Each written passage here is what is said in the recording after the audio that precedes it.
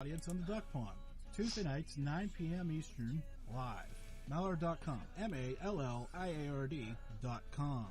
One more thing before we start. Let me turn it over to my friend that you may know from Ancient Aliens and The Curse of Oak Island and many other things, Robert Clotworthy. On the Malliard Report, the views, thoughts, and opinions expressed on the show are solely those of the hosts and guests, and not necessarily of Evergreen Podcasts, KillerPodcast.com, sponsor or affiliate, or any other individual or group. On the Malliard Report, the views, thoughts, and opinions expressed in the show are solely those of the hosts and guests, and not necessarily of Evergreen Podcasts, KillerPodcast.com, sponsor or affiliate, or any other individual or group. I want to welcome everybody in this evening, this afternoon, whatever it is. I don't know. I'm so confused. This tie chain has me all backed up and confused. But anyways, number 600 tonight. We'll get into that after a bit here.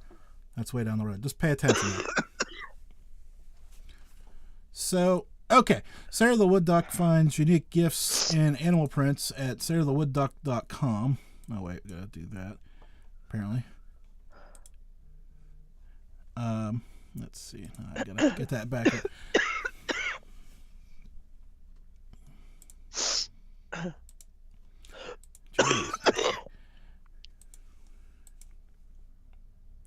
Keep clicking around and missing my ad. Oh, there it is.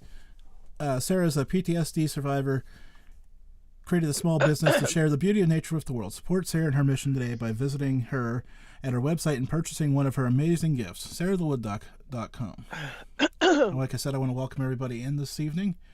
My guest tonight is Lesley Mitchell-Clarke, based out of Toronto, Canada. Waves hello to all my Canadian friends. She is a certified clinical hypnotherapist, regressionist, on-air host, actor, and arts journalist. Specializes in a number of fields. Of course she does, because she's got a lot going on there, including work with individuals who feel like they've had contact and experiences with extraterrestrials and extraterrestrial beings. Welcome in, Lesley, to the show tonight. How are you doing? How are you doing tonight? Oh, I'm doing fine, Jim. How about yourself? How are things down in the great state of, is it Pennsylvania where you are? It's Pennsylvania. Yeah. Cool. I can't say too much because you're in Canada, so I would say cold and snowy, but you'd be like, it's Tuesday, Jim. Yeah, you're right, Jim. We've got 9 months of winter and 3 months of rough sledding. That's what we've got up here. But I got to tell you, I'm from New York City, so I love Philadelphia. And at one time when our kids were little, we were living in New York. We had a cottage in oh my goodness, Quakertown is the nearest a little town where we were. It's not far from New Hope, kind of a area where a lot of New York people have little tiny places. It was a crazy place, looked like Dog Patch, but anyway, but I loved it. So let's start with let's make sure we're all working with the same thought. What is hypnosis? Well, hypnosis, believe it or not, is ancient in the extreme. By so-called recorded history, it's over 6,000 years old. But if you accept the idea that there were other technological civilizations or advanced civilizations previous to what we're experiencing now, I have no doubt it's even older than that. And every sophisticated culture on the face of the planet seems to have some form of hypnosis that they use. And it's a powerful thing, but the premise is actually, the science of it is actually fairly simple. If the body gets relaxed enough, and, the Greeks used to give people big opiated drinks before they had hypnosis, so we don't really do that now.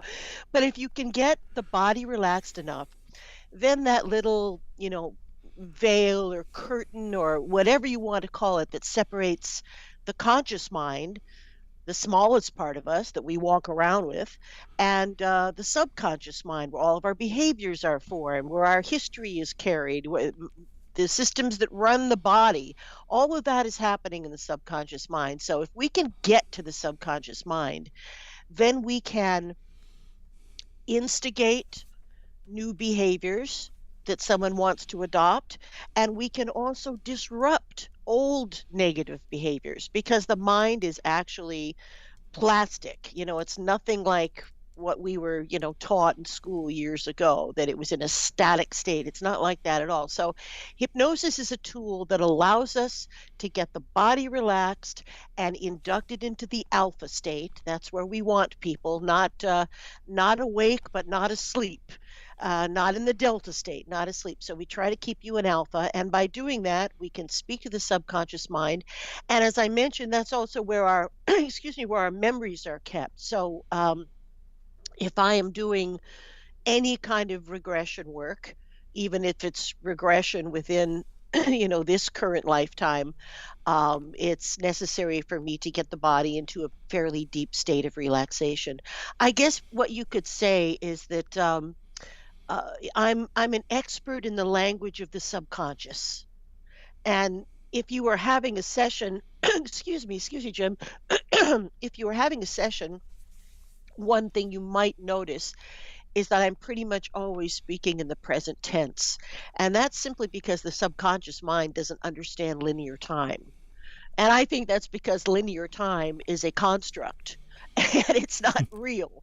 So we don't use any past, present, or future time when we're speaking with the subconscious mind. But this technique, I can I can help people with so many different issues. I can help them recuperate from illnesses, battle cancer, release phobias, and release trauma, and adopt new healthy lifestyles, and at its most basic, lose weight, quit smoking, any kind of habit you can imagine. So it's a very powerful technique. So I just listened to you say you don't talk about things in the past tense, but I'm going to ask you a question in the past tense because Okay. that's what kind of goofy fool I am. What got you interested in all this? What got me interested in this? Yeah. Well, in all honesty, I about more than 25 years ago now, I was having like a big midlife crisis. And I I really wasn't sure what direction I wanted to go in, what I wanted to do. And, my dear husband said, you know what, I'm going to buy you a past life regression. I think that you need some insight, and that's all it's going to take. So, in fact, it was my birthday, and he did buy me a past life regression with a accomplished hypnotherapist. And the experience was profound. But the big thing that I took away from that is I knew in my heart that I could do that kind of work. And probably I have done it in other lifetimes. It was that strong and that familiar. And so before, that's all it took to end my little midlife crisis. By the way, I did not buy a red convertible or get a mistress. So it ended, well, it ended there, but it started there. Yes, indeed. And so very soon after that, I got my basic hypnosis training, and then I went on to study metaphysical hypnosis, and all kinds of other certifications occurred. But I began I began working in the more esoteric areas. I'd say within even a year of having my basic training done. So let's do this right now. Shifting Gears brought to you by evergreenpodcast.com. Shifting Gears by evergreenpodcast.com. Okay, so I'm shifting gears because I want to talk about extraterrestrials now. So I've got you. Oh. I've got you going down this one path, right? Yeah. When do we steal another famous TV pun here? Cross the streams and get into this whole other realm of research and understanding. Okay. Well, the way now, I have to say, I have always been open to this idea. I had some experiences myself, particularly when I was a teenager, and I do talk about that quite a bit in my recent book, which is called Intersections. But at any rate, I always had an interest. So one of the reasons I wanted to do hypnosis was that so I could work in regression work, which I found fascinating. Well, it wasn't long before I got a job at a pretty snazzy clinic in a very kind of elitist part of town. So it was a lot of older ladies trying to fight back aging. That's basically what was going on there. So They were coming in for emotional facelifts, do what I can. But about once a month, someone would call in to the clinic and say, I'm a teacher, a professor, a doctor, whatever, and I believe that I've had some kind of encounter experience with it. I have missing time, blah, blah, blah. And no one else in the clinic wanted to touch this. They didn't want anything to do with it. It was just, and I find this amusing, but it's just too far out for them, right? I guess past life regression is okay, but when it gets into the areas of ETs, no. So I said, man, bring it on. I'll work with these people. I will be happy to work with these people. And that's really how it all started.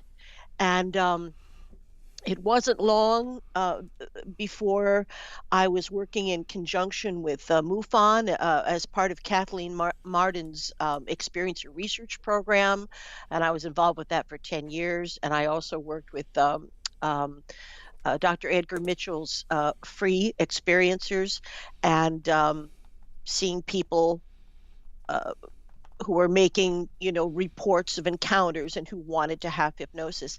Now I'm working, whenever they ask me to, I'm working with Les Velez's organization, which is called Opus, which is wider than just ET experiences, but I'm very happy working with them. So before long, I just sort of the word got out that I was just sort of one of those people, one of those regressionists that was properly vetted and insured and bona fide, and would and love to do that kind of work.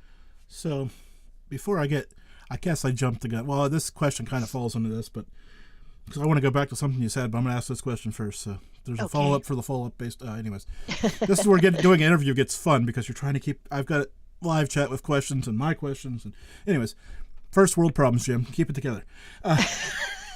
Remember, there's no linear time. You're okay. You're okay. So, well, this question plays perfectly into it. One of the has there ever been a hardest patient or one you just didn't want to work with? Well, I think ones that I don't want to work with happens not infrequently because, well, Jimmy, in all honesty, not everybody who contacts me or MUFON or any of these organizations is an experiencer. There are a certain percentage of people who are experiencing mental health issues, and one thing that I have to do is I have to be able to weed those people out because in Canada, I'm not legally allowed to work with anyone who has been diagnosed with a mental illness. Now, I'm not just talking about depression or something. I'm talking about dissociative disorder, borderline personality disorder. You name it. If it's been diagnosed or I suspect it, I can't work with those people. And and the odd thing is, I mean, I think someone can be having mental problems and also be an experiencer. But unfortunately, I'm not legally allowed to sort that out where things are now. That's about to change because I'm finishing another master's and I'll be rated as a psychotherapist, so I'll be able to work with anyone I wish to. But I'm always erring on the side of caution. And if someone comes to me and they tell me their story and I believe that it's really a mental health issue or possibly some combination of issues, I have a whole bunch of colleagues, from psychiatrists to psychotherapists and psychologists who are open to the ET contact phenomena who will help these people. Um, in the way that they need. That's because if someone has a mental health issue, it is considered beyond my scope of treatment. So So, so there are people, and there are people um that just don't feel right. I'm everything about my work and where I live, and it's all positive, and I have to keep a certain vibrational level consistent. People have to feel safe when they come to see me. They must feel safe. And if anybody comes into my space that makes me feel unsafe, I'm not going to take them as a client. So Sarah the Wood Duck, the lady who I read the ad for, popped up. What about PTSD? Um, I work an awful lot in PTSD. As a matter of fact, I'm a associate at a psychology firm that exclusively, oh, not exclusively, but almost exclusively works with frontline responders. And by that, I mean, police officers, a lot of ambulance drivers, EMTs, you name it. Those dear people who lay their lives on the line every bloody day have such high rates of PTSD. It's incredible. So I do work a lot in those areas. Is that Yeah, I what think your so. listener meant? I think so. Okay. So Yeah, now, and there's PTSD that happens with some experiences of a highly esoteric nature or experiences of high strangeness. There can be PTSD that comes with some of these experiences, and I'm able to work with that as well. so you mentioned missing time, which is a phenomenon that I have experienced. Ah, Strangely enough, that's why I wanted to circle back to that. I'm not going to bore the listeners that have heard this story before, but I'm going to give you the thumbnail sketch so you can be caught up. Um, okay. Took the family fishing. I wandered off to take pictures, from across the way because Uh-huh. Dad doesn't fish because Dad doesn't have the patience for fishing. Which is funny because I enjoy golf, but I can't stand fishing. But anyways, my patience. Golf is different. Golf is the game. Golf has I love movement. golf. Yeah. I'm sorry, you can't put that. I love golf. It's zen. Golf is a zen thing. It is. Golf So has movement and chase and done. Like you could, well, there's still and some you're looking. moving around. You're breathing the fresh air. You're moving around. There are things happening. I love it. Okay, so back Okay. So I sneak over around because we're fishing on a creek that has a bend in it, so I can get over and get a good cross the creek. Great picture. So I go over there. I spend about, according to my wife, who was with us, about an hour and a half over there, and she's like, "Were you weren't coming back to help with the kids at all? Like what? She's giving me the riot at." I'm like, "I don't remember." Oh my. Like I went over there and she's like, "Well, did you at least get some good pictures?" So I pulled my phone out, and I have a picture of my feet and a picture of some rocks. Really? Yep. Which And did so not add to my case that it didn't help, right? didn't It help. was not what we call probative evidence. Yeah, No good. did not help my case at all. Well, it certainly is incredibly intriguing. I mean, unless you had some type of psychotic break or a seizure or some type of medical situation, what happened during that hour and a half? I have no. I mean, well, that's the kind of thing that I love to explore. So there you go. Yeah, so I had to tell you that because it's still kind of, I don't want to say bothers me, but Yeah. it's not Well, comforting. it's bothersome because I mean, there was no psychotic break, there was no bunk on the head, no amnesia. Something happened during that time, and I assume when you took a picture of your shoes and a rock, you were probably standing up. Could you tell if you were standing up from the Yeah, pictures? yeah, Yeah. Well, that's even stranger, isn't it? yeah. Like it wasn't like I mean, and the worst part is, I'm walking along this creek, right, and then I'm feet away from drowning. Hmm. Well, they weren't going to let that happen. Well, no, but It is really what I would call an episode of high strangeness. Was there anything else that you noticed? Was there anything about your clothing, or was there any other little no, evidentiary thing? No. nope, just lost an hour and a half. Well, I bet you were in the doghouse, all right. Yeah, I was gonna say, not the pictures did me no favors. At least I The should have got at ga- least one of them across the way. That's right. The Casa de Perro for you. Yeah. No, I can dig it. Well, if you ever had the inclination, I can do this work on Skype, and we could peek in there and see what we could find. So just let me know. Okay. I don't know if I'm ready for all that, but Well, well, at any time, it's an okay, open invitation. okay. Uh, so you mentioned working for all these different groups. How hard is that to keep track of? Because I know when I book and guest, and you have a show as well. We'll get into that here in a minute. Hmm. How do you keep track of what's going on? Because I know I get so lost in trying to keep track of where things are with who and. Well, I think that I don't have an assistant. I make all my appointments myself, and I have online calendars for different things that I do. And I also have Oh a plain old no! analog date book. I So do do. I. And the thing is, and I want your listeners to really understand this because it's true. When you actually write something with your hand physically, your brain exudes a little chemical that sort of ensures that whatever you're writing will be maintained in a memory engram because that's a chemical reaction remembering stuff. So it's really really true. That is true. So you should write if you really need to remember something, it's good to write it down physically and it will become a better part of your awareness. The best way to remember things is get a pen that doesn't work and write it twice. Any amount of times you want to write it, it's going to help. That's an inside joke for somebody I know who's listening. My phone will probably be bouncing in about a minute, so just so you know.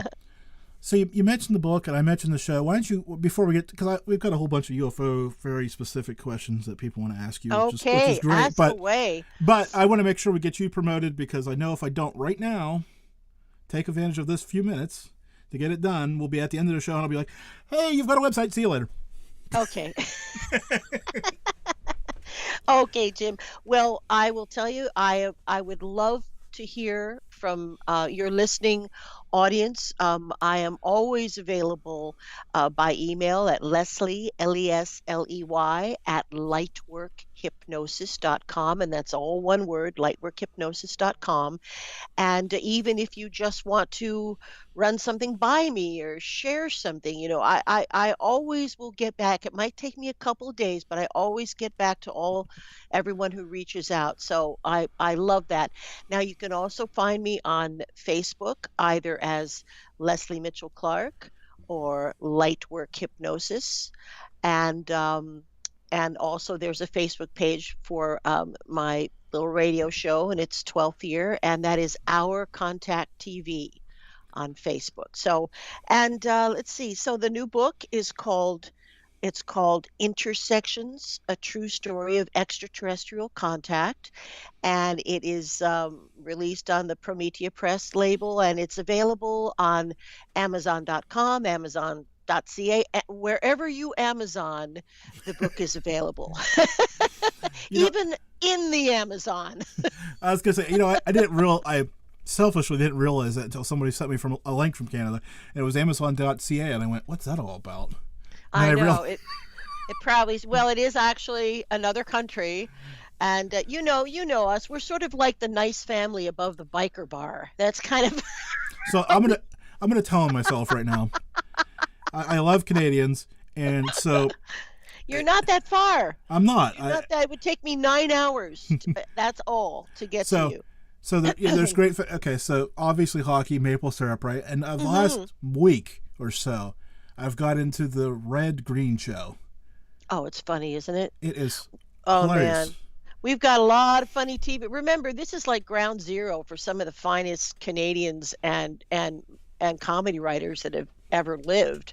And it's the Second City is still running, going great guns up here, great improv comedy. And anyway, there you go. Yeah. So he got me thinking about because he's got those little taglines like "keep your stick on the ice" and like I've been thinking. Now I'm thinking I need one of those. Like, so I don't know. You need a good tagline. Yeah. So yeah, you need a good tagline. That's something we can think about for a bit. Yeah. So okay. So I've got one more question before we get into UFOs. This is about past lives. It drives me nuts because people on Facebook will send me this message, and they want to come up. People on Facebook, they don't send me emails, right? It's just the people on Facebook.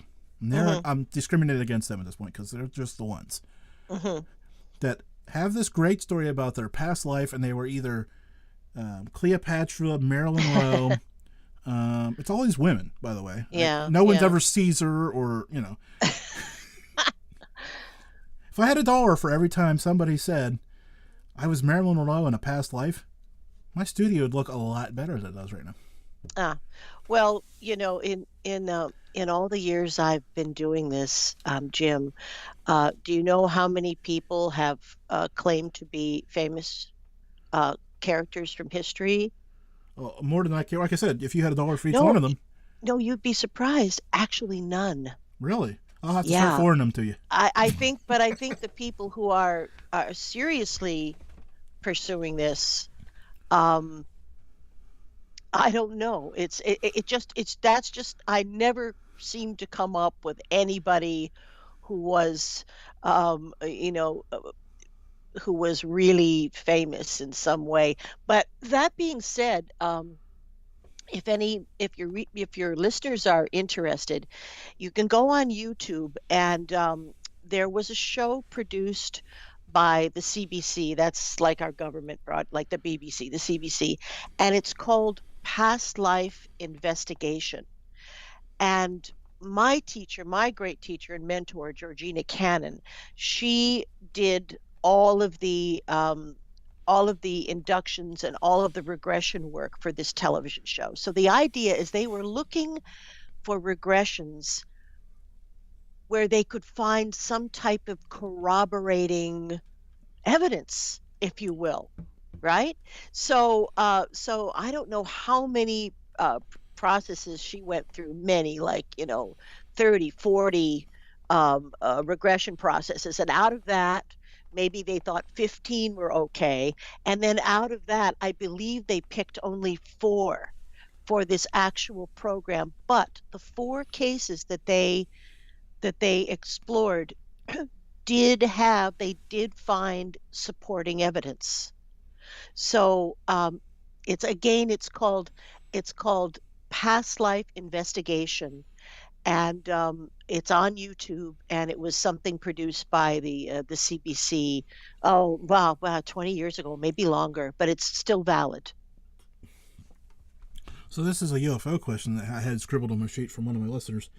Have you ever had an experiencer that had any physical proof of their experience? Yes. Um, I have seen many unusual scars that have been shown to me by my clients that are triangular in shape. I have not seen these, but some of my male clients have reported scoop marks on or a scoop mark on their genitalia that just appeared one morning. I've heard about that. I have um, sometimes been able to feel implants because they are so close to the skin, to the top layer of the skin. What else have I seen? Um, the triangular thing appears again and again and again. Now, again, I'm not sure if that is because I think we have a number of things going on here, Jim. Not only are we engaging with different species in positive ways, but some of these events um, are are happening in our etheric bodies. In other words, I think they're communication events rather than physical traveling. So we've got that. We also have the physical events where individuals are taken on board craft and given rides and engage and this, that, and the other. And then I believe that we also have a uh, a secret space program, a black ops program, if you will, that really began after the Roswell crash, which is our ground zero for modern ufology. And the Roswell crash resulted in ET contact that then resulted in what we call the Truman Agreement, which was an agreement made by Harry Truman with the Zeta Reticulites, who are your typical Greys, and they wanted to give us some advanced technology in exchange for DNA, which they wanted to take from the citizens of the world. And Harry Truman agreed to it. Eisenhower continued with it. And so many of these upsetting stories that we have heard from the 50s and 60s about individuals being really kidnapped and examined and having ovum taken and sperm taken, a lot of that is confined to a certain time period and also to a certain group of ETs. Now, what I believe, and if anyone's interested in that particular period of time, there's a wonderful book called The Day After Roswell by Philip Corso, Captain Philip Corso. And he explains how when this technology from the ETs was delivered, and I'm talking about stuff like fiber optics and integrated circuits and Velcro. That's But when this technology was delivered, it was all reverse engineered, and a bit was given to, the guys at Hughes Skunk Works, like, you figure that out, and some guys over here in another place, you guys figure that out. And I think many of the people working on this advanced technology thought that it was probably Russian, because all of this ET tech that had been given to us was under the Military Office of Foreign Technology. And boy, was it. So we have a few things going on. We have a multi-billion zillion dollar secret space program that has been involved with, having cadets and training and all of the above. And then we also have other types of experiences with beings from all kinds of places, and I think some of them are even interdimensional. Okay, so I got to ask this because I hear so much of this. So you said basic grays, which means there's advanced grays? There are all kinds of grays. There are grays that are benign and that are on a diplomatic basis with both the governments of Canada and the U.S. There are grays from a place called Planet Serpo that are a little taller. So there are all kinds of gray species, as I understand it, and most of them are have what we would call human DNA. They are hybrids themselves. And I've also often suspected that some of the grays, like the smaller grays that seem to be involved in a lot of abductions, like they'll come in and they'll open a vortice and they'll take someone out. I'm not sure that they are fully biological. I think it's possible that some grays are more what we would call cyborgs and have a minimal kind of awareness, because I know that you can't always speak to them telepathically. It's like there's nothing going on in there. So, and it's a telepathic universe, Jim.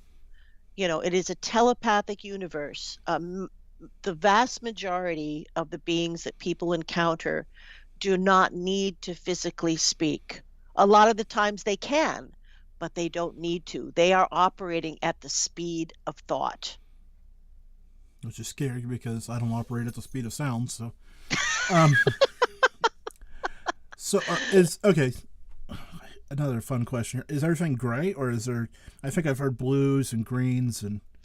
Boy, I have heard all kinds of stuff. Now, I hear an awful lot about beings that look very much like us, that are, essentially Lyrans, come from the Lyran system, and that would include Pleiadians.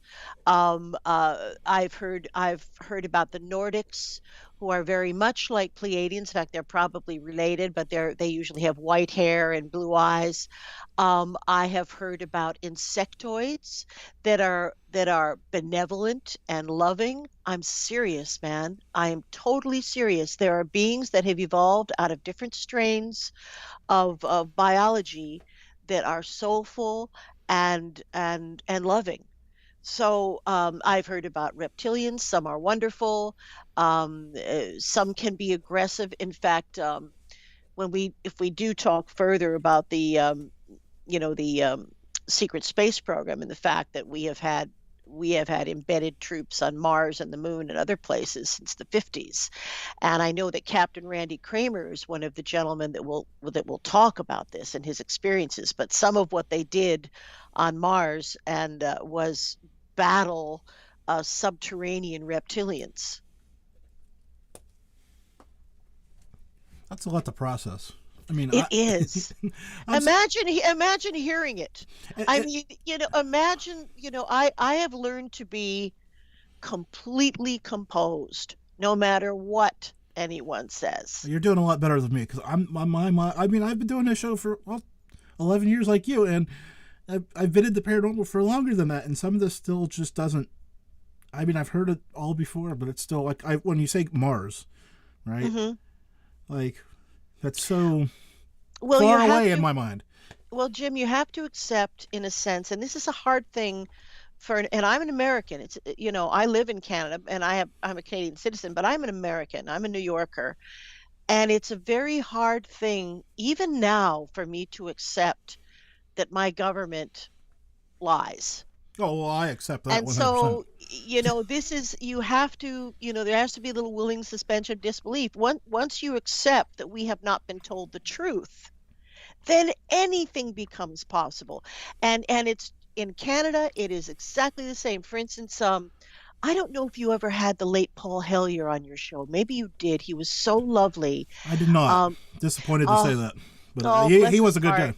He was a wonderful guy. He was, for those of you who don't know, he was a very big Canadian politico. He was a vice premier, and he was for quite some time. He was involved in. God, he was a minister of security. Oh, forgive me. I'm going to get so much bad flack for not remembering, but he was a big deal in the Canadian government. And before he died, I was at a convention with him where I was speaking, and he told me that, to his knowledge, right then, and I'm guessing this was 5 years ago or so, he said, to his knowledge, our Canadian government had diplomatic relations. I mean, full on diplomatic relations with at least 70 different species. Now, my question is, how do they keep that secretive? Because that's 70, what to say, one-on-one, right? That's 70 different people with knowledge of said events. Well, I think that one of the biggest ways it stays secret is because, as you know, military personnel are sworn to secrecy, and many of them believe, even though they don't agree with secreting information, they are honor bound not to talk, which is why we get these deathbed things all the time. The guys that are dying that say, oh, by the way, I saw this and this was part of that. So, but I think by and large, anyone who is military is very much dedicated to protecting the safety of the planet. And their program, I mean, their party line is that, this is the way we do it, because we are to be treated like children, like the great unwashed, like we can't handle it, which I think is absolutely ridiculous. I think the people of planet Earth have long been prepared to handle positive ET contact. And I mean, going back millennia into the sands of time. And I think we are the hybrid beings, frankly. We're the hybrids. I think the highest form of life that evolved here on Earth naturally would probably be something along the lines of a Sasquatch. I think that we had help, and we were upgraded, and we're the hybrids. Well, I'm sure you've heard the conspiracy about lizard people and all these other things on Earth. Well, yeah, I don't know about the lizard people, because from all the historical and from the information, and especially the amazing work done by the late Zecharia Sitchin in translating the original Sumerian cylinder seals and getting, like the complete story. If this gentleman, who was a genius, if his translations are correct, then we were seeded by a race that, we look like, and the gods created man in their own image, sort of. But however, the Anunnaki were taller, and they had highly developed psychic abilities and other things that we're just coming into on our own. But we are carrying remarkable DNA. There is a school of thought that says that those with O-type blood are from that original seeding of mankind, that original blood group. That type O is the first human blood group, and the other types evolved later for various reasons and with various other interventions. So I know I have O blood, O negative. In fact, I'm talking about O negative blood. I have O negative blood, and so does one of my children, and it is quite rare. And I do have to wonder if there's something um, wonderful about carrying that, um, forward. How many years? 650,000 years. See how positive you are, even though you carry negative with you everywhere you go. Ah. I'm Ugh. deflecting negativity. I deflected. I'm like Teflon. And you're from New York, which, I mean, you started two in the hole, and look how well you turned out. Oh, thank you. Hey, man, I there is nothing like my hometown, and I have to go because I'm so homesick. I'm going to go. I think maybe next weekend and drive down and see some jazz, maybe a Broadway show or two, eat a bunch of Italian food with my husband, and it's going to be great. So I'll get my fix. As a matter of fact, I think it's that hot dog water from those hot dogs that float around that water. I think that is the secret. That is the key to a long life. well, it's a secret to something. We're not going to say what, though. So I looked it up because I was interested. According to the Pew Center for Research, so I want to give them credit for this, 2021, 65% of Americans believe that there is intelligent life that exists on other planets. Mm-hmm. So, well, we have crossed that. We have crossed that divide now. More than half the people on the planet are open and waking up. And I don't mean politically. I'm not political. I don't mean in that way. I mean a spiritual kind of awakening that makes us understand that we're all one person. I mean, we're all one people, rather. So there's a lot of waking up. I think the recent information, and this is kind of a staggering figure, but I believe that now the reports, at least the MUFON reports, are saying that at least 14 million people have filed reports of encounters. And that is the size of the city of New York. That's an incredibly large amount of people. And I think it's the tip of the iceberg. Yeah, because how many people go out and look for a reporting group to report their sighting to? Yeah, exactly. Many people are fearful.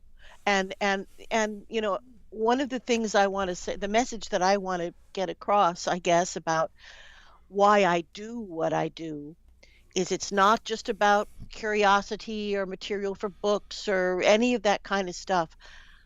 I want to help these amazing people who are experiencers, who are carrying messages and important information. I want to help them to integrate those experiences into their lives so that they don't have insomnia and all of the other things that come with repressed memories. I'm not sure the ETs totally understand how damaging it is for us and the way our brain works to have any kind of memory suppression. And I also believe that memory suppression, no matter if it's been done by this secret space program or by ETs, I don't think it lasts forever. I think we are so curious that eventually all of those memory blocks that they may have tried to use will dissipate. And I know that because I get past them every day. And I think maybe people come see me when the memory blocks are done. Maybe it's like that. Maybe they're motivated, they're drawn to get the answers around the time that memory block that's meant for people not to be afraid, that memory block just dissolves. I mean, implants dissolve after a certain amount of time. We know that. We know that from removing them and also seeing them dissolve once they are exposed to air. Who was that wonderful doctor? He passed away not too long, but he was the guy who was really famous for taking out a lot of interesting implants. I'll remember his name in a in it. But as I say, in about 20 minutes, you'll remember after we're done. I but know. anyway, there you Trust go. me, that's all. Trust me. I have those thoughts all night. I wake up and scribble stuff down, and then I wake up in the morning. I'm like, what is that going to do? The show's already over. But so you talked about implants there, and now I've got a question for you about those. Are they always? Because again, this is my bad UFO reporting for tonight. I've always noticed they were in the hands or the back of the neck. Is that true? I think they can be in a lot of places, and I also think that they can move. Now, from my own, I guess my own research, from what I've heard from my different clients, I think there are two types of implants going on. I think there is a cruder kind of implant, which is used by the Secret Space Program, which may be collecting some sort of data. Who knows? But I think what's very interesting is we all emit our own unique brain signature, which is something that ETs know about and have known about. So they don't need tracking dots. This paranoid thing of, they're listening to me, they're tracking me. I have never seen any evidence of that, any clear evidence of anything like that, except that some implant, it's Dr. Lear, some implants Dr. Lear discovered are emitting some kind of radio signal, or what he called a radio signal. There's something going on with some of these implants. Now, I think that most of the implants that are given to experiencers by benevolent ETs are kind of like what we would call step-up transformers. I think they are designed to stimulate our pineal gland and the other things that are important if we are to engage in telepathic communication, astral projection, and some other disciplines that are completely part and parcel to how ETs function. Which is interesting because, again, trying to figure out how something that is so non-tangible to me functions is just that 2 steps up the ladder that I'm trying to wrap my head around, which leaves me speechless, which isn't good for when I'm supposed to be talking. I didn't mean to make you speechless, but I do. But yeah, I think this is an important point. I have not seen anything negative from implants. Either they dissipate. Sometimes some of my clients have had a little tiny, like a BB type deal that appears to have been in the sinuses, but then will fall out eventually. Now, I had one client. Oh boy, this is fascinating. This gal. I think that she had been really targeted. I think her father was involved with different, I don't want to use the word maybe espionage, but different secret programs in the government. And she and her brother had both had experiences. And she had a tangible implant that was it was on her upper left arm. And remember I said I could feel it under the skin. I've had some. This was one of those where I could feel it. Now, the other interesting thing about this implant is it was magnetic. You could put you could put some kind of metal thing, light metal thing, and it would stick there. So there was some magnetic property to this implant. Now, at the time, I was working with a guy who's now a director at Gaia. His name is Sid Goldberg, and Sid was making a documentary about this whole implant thing, and he was able to get financing so that we sent her to Montreal, and she had a surgeon remove the implant, and we had it studied, and it was indeed anomalous. Some of it was calcification, which is what happens when anything is under your skin, but I think the main core of it was metallic in some way, but perhaps not an identified metal that we would find on our planet. And I know that the scientists who did the analysis with the spectrometer and all that said it's a question mark. We don't know what this is. We don't know. But it has metals, and it has a kind of a shape. It has a shape, an ovoid shape. It's not made of body tissue, although there was some calcification, but it was not made of body tissue. So go figure. I mean, it remains a great mystery. Well, one day we will crack the mystery. Yes. So okay, let's go back to your practice here, because now I'm interested in this. So let's just say I haven't had one, but let's just, for the sake of this conversation, say I had an experience with an ET, Mhm. and I call you up and say, hey, I kind of need to rehash this because I need to understand, and all the fun stuff. Mhm. Questions I don't even know I have, but I have because I'm that kind of guy. So how does Yeah. that work? So I call you, and I'm sure you have a process. I just don't you don't say, well, I have a 9:30 tomorrow.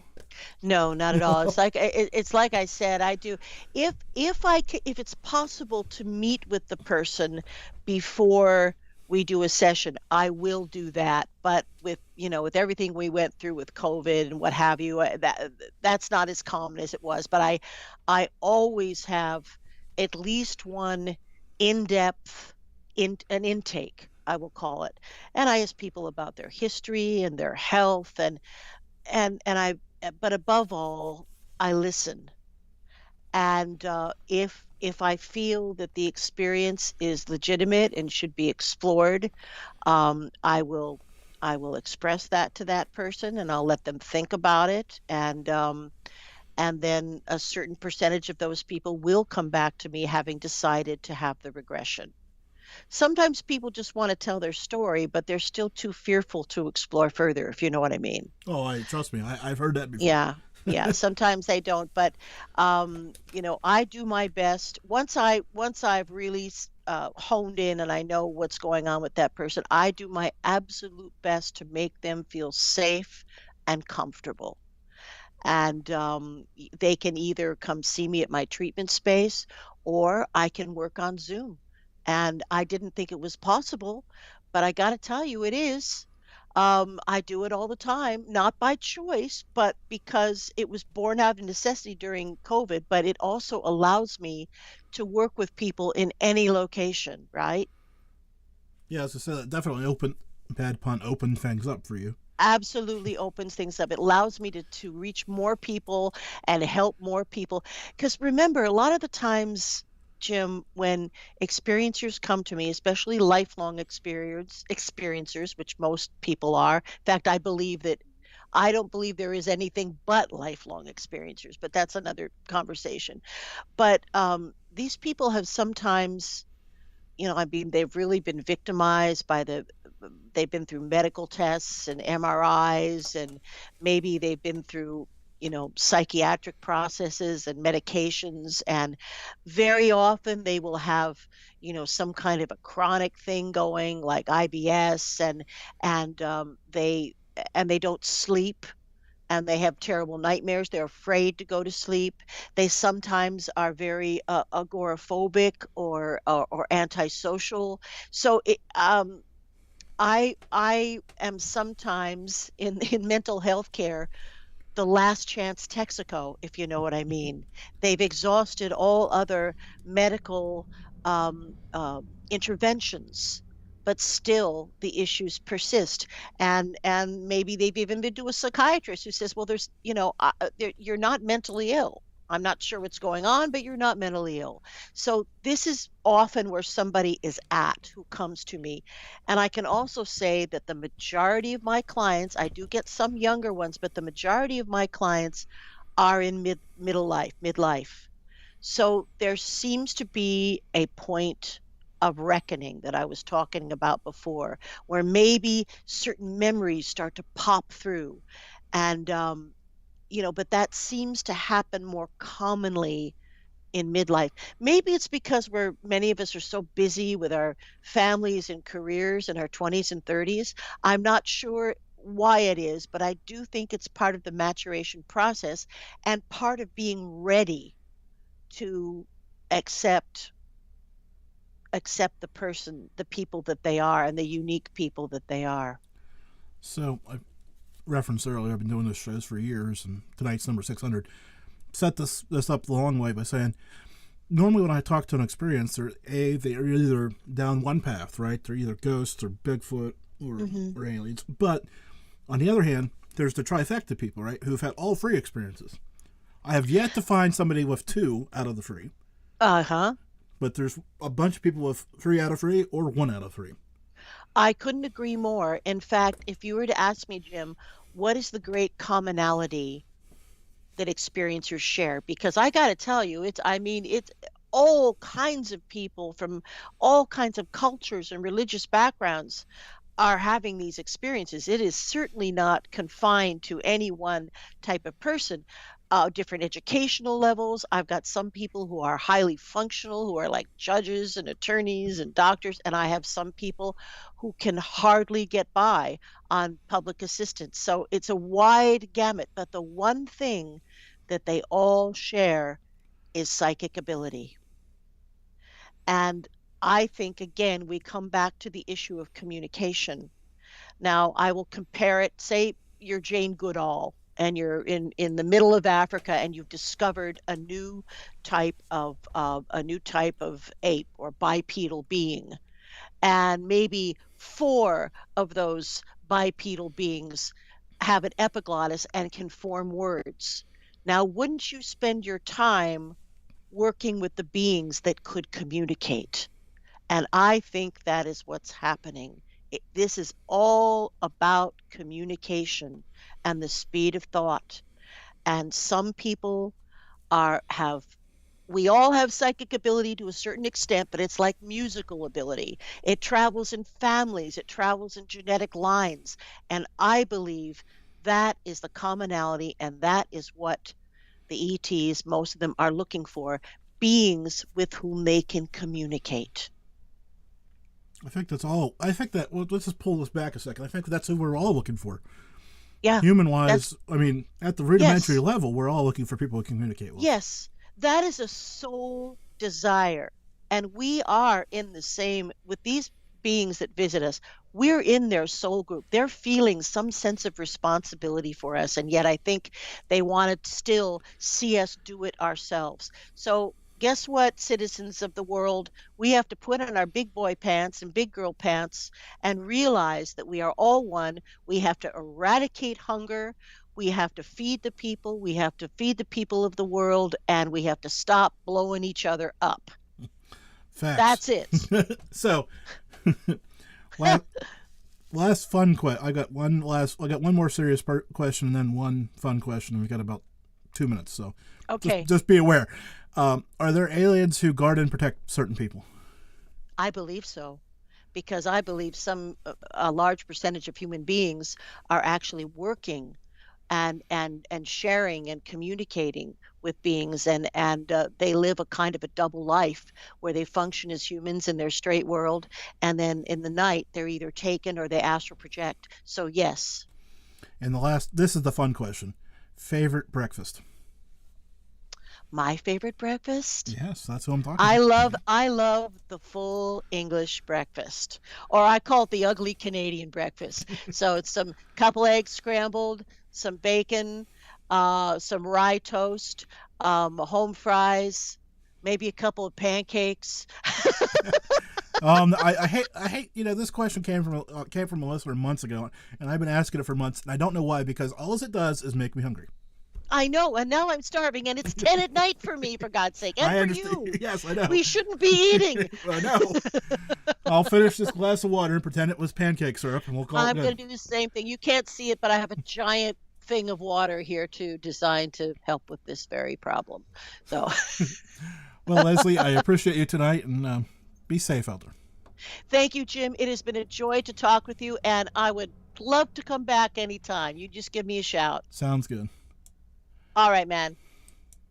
And there we go. So I just want to take 30 seconds here. And tonight's 600. It kind of snuck up on me. I wasn't paying attention.